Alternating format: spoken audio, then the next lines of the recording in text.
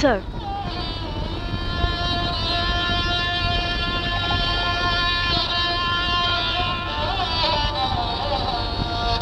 আপনি ছিলেন আমাদের ডিপার্টমেন্টের গর্ব, সে আপনি এভাবে রিজাইন করলেন? প্লিজ স্যার, প্লিজ এভাবে নিজেকে নষ্ট করবেন না।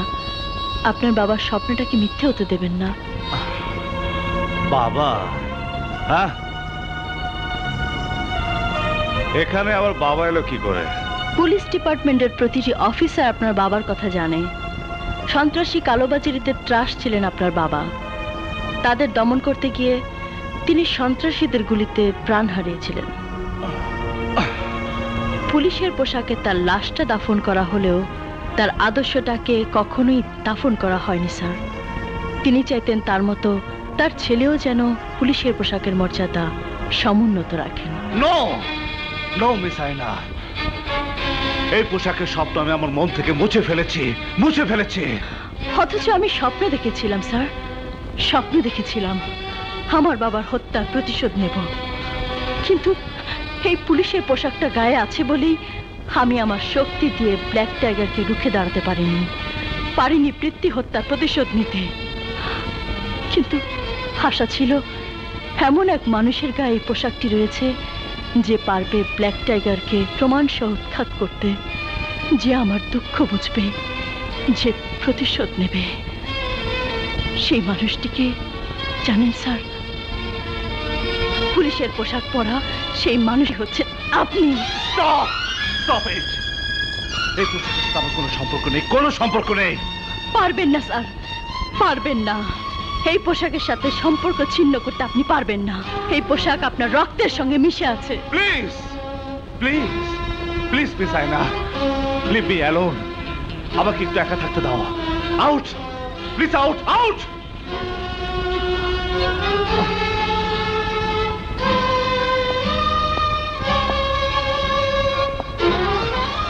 আমি তোমার কষ্টটা বুঝতে পারছি আয়না, কিন্তু এখানে আমার কি করার আছে বলো? আগুন এমন ছেলে মানুষের মতো আচরণ করলো যে আমি কিছুই বলতে পারলাম না। একজন পুলিশ অফিসার এতটা ইমোশনাল হলে চলে না। তাছাড়া সেখানে একজন প্রতিমন্ত্রী ছিলেন, এমপি ছিলেন, রাজনৈতিক নেতা ছিলেন। জনগণের প্রতিনিধি হিসাবে তারা নিশ্চয়ই আমাদের কাছ থেকে সংযত আচরণ আশা করেন। তাহলে কি স্যার আমাদের ডিপার্টমেন্ট আগুন স্যারের মতো একজন ভালো অফিসারকে হারাবে? তা কেন হবে? আগুন তার বেল জমা দিয়ে পদত্যাগের কথা বলেছে, লিখিত দেয়নি, তাই তার পদত্যাগ পত্র গ্রহণযোগ্য নয়। সত্যি বলছেন স্যার? তুমি দেখছি ইমোশনাল হয়ে গেছো। আগুনকে আমি ছুটি দিয়েছি, ও এখন মানসিকভাবে বিপর্যস্ত। কিছুদিন বিশ্রাম নিলে ঠিক হয়ে যাবে। তাহলে স্যার ওনার অবর্তমানে কেসটা আমি দেখি? তা কি করে হয়? কেন স্যার, আমি মেয়ে বলে? ব্যাপারটা তা নয়। ব্ল্যাক টাইগার একটা ভয়ঙ্কর গ্রুপ। আগুন ছুটি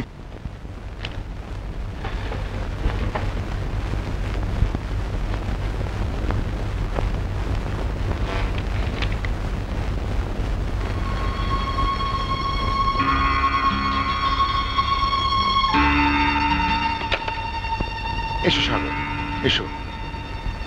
ফাইলটা পড়েছো? বসো। Thank you sir.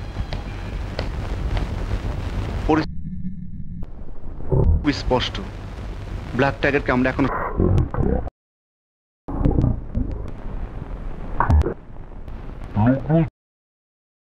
এক্স্যাক্টলি, সে আমরা খুব চিন্তিত। আচ্ছা, এমন কোনো লোক আছে যার সঙ্গে ব্ল্যাক টাইগারের যোগাযোগ রয়েছে? থাকলে তো সেটা ফাইলেই থাকতো। তবে দুজন লোককে সন্দেহ করা যায়। ওরা দুই ভাই, বড়টার নাম নানা আর একটা নাম ছোট।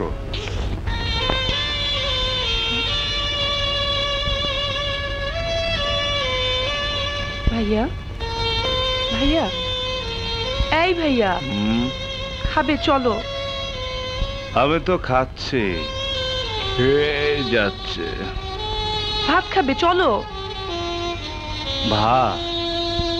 না না, ভাত চিবিয়ে চিবিয়ে খেতে হয়, বড় কষ্টের।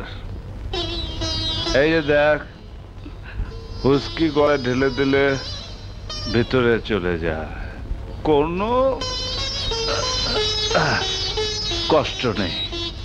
তুমি তো জানো ভাইয়া, তোমাকে ছাড়া আমি কখনো রাতের খাবার খাইনি।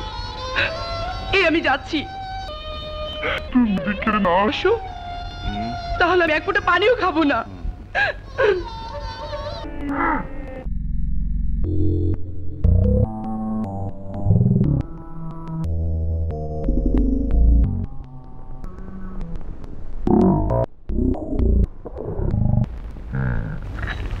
আমি পানি ছাড়াই উস্কি খাবো।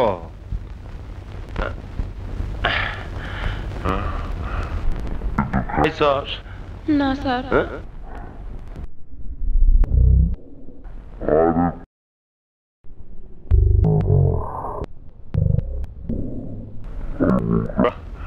দুই বোকায় সমান সমান।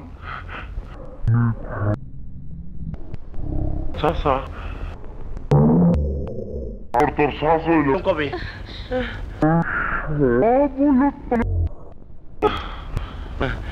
তুই খাস নাই?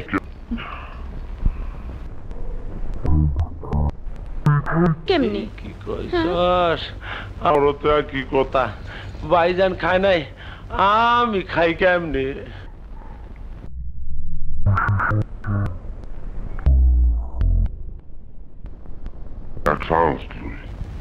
চান্স শোন, মনে হয় আছে, তার কাছে যা।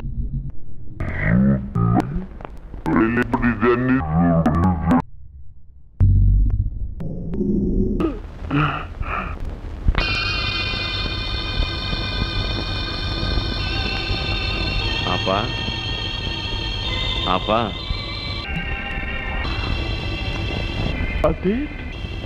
এত রাতে তুমি? কি ব্যাপার? আপনি একবার আমগো বাসায় চলেন আপা। কেন, কি হয়েছে? কিছু খায়নি। তোমার ভাই নয় উনি না খেলে কইবেনি তো, আপনার তো পুলিশ মায়ে দয়া থাকবো কেন?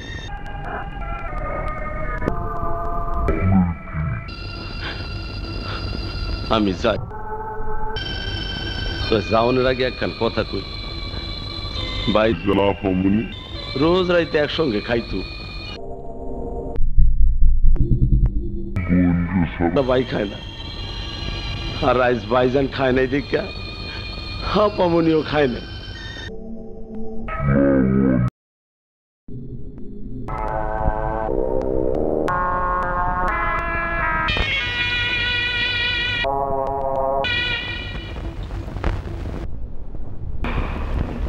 কি রে, কি হইলো?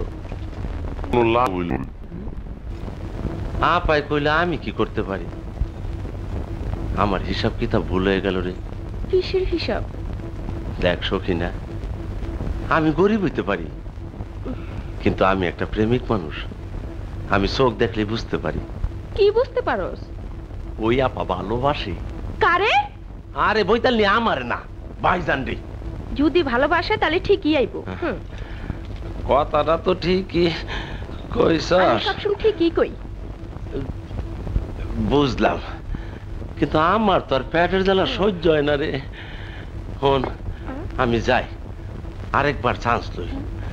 যদি ভাইজানরে খাওয়ানোর লেগে রাজি করাইতে পারি, তুমি একটু দোয়া কইরো। যা শোনা, জানো আল্লাহ ভরসা।